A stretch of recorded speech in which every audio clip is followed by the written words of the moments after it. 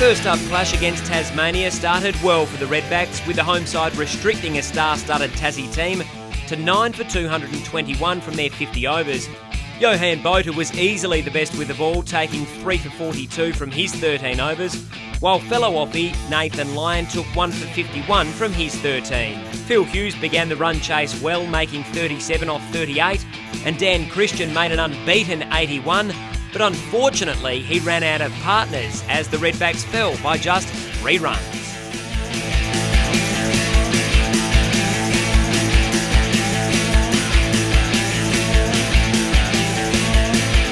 Following the disappointment of Game 1, SA responded in style, dismissing the Bulls for just 189, thanks largely to career-best figures of 6 for 48 by Kane Richardson, who took the key scalps of Usman Khawaja, Chris Hartley and Peter Forrest.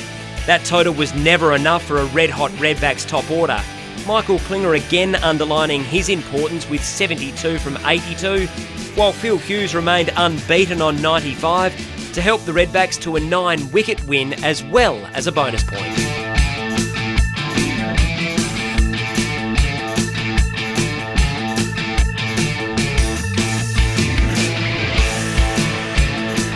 Looking for revenge after going down to Tassie in their last encounter, Phil Hughes was dazzling with the bat again with 114, his maiden Ryobi Cup ton. Skipper Johan Botha supported him well with 55 of just 52, as the Redbacks made 8 for 248. Botha showed just why he's such an important player, taking 4 for 29 off 10.4 overs. Jake Haberfield chipped in with 3 wickets himself as the Redbacks thumped the Tigers by 82 runs, collecting back-to-back bonus points along the way.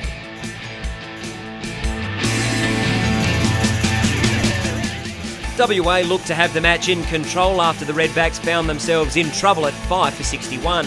But a 96-run stand between man of the match Alex Ross and skipper Johan Botha rescued the innings. Ross finished with 62 and Botha 46 as SA sent the Warriors 220 to win.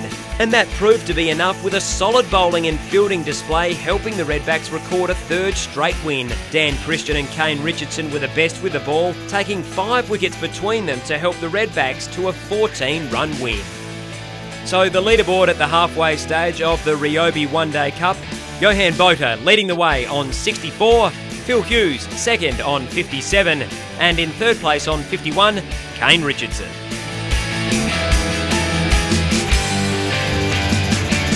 Any match against Victoria is always a big one, and Gary Putland stepped up with the ball, taking 4 for 44 from his 12 overs.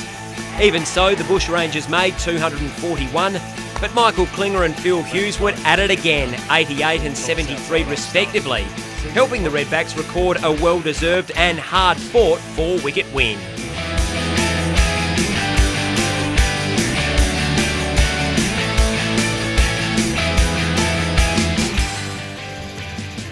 Looking to make it 2 in a row against Victoria, former Bushranger Michael Klinger was at his brutal best, making 87, but his innings was upstaged with a superb century from Callum Ferguson, his 110 helping the Redbacks make 7 for 255. That appeared to be enough on the back of another 5-wicket haul from Kane Richardson.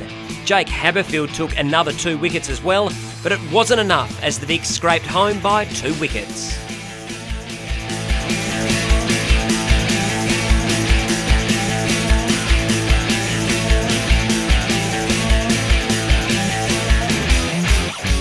Again, it was Kane Richardson doing the damage with the ball.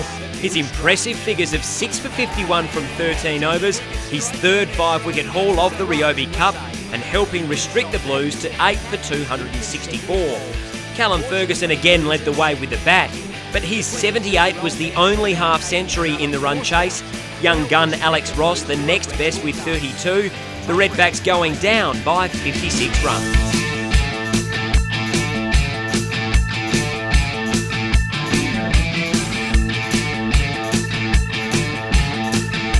Skipper Johan Botha was again economical in the final game of the season, taking 1 for 54 from his 13 overs. He also featured in 2 run-outs, while Jake Haberfield took another 2 wickets to demonstrate his importance. But the Blues still managed 8 for 266 and that seemed a world away with the Redbacks crashing to 6 for 139. That was before an outstanding 83-run partnership between Boter and keeper Tim Ludeman. Both made half-centuries, but unfortunately, the Redbacks fell an agonising 18 runs short to miss out on qualifying for the final.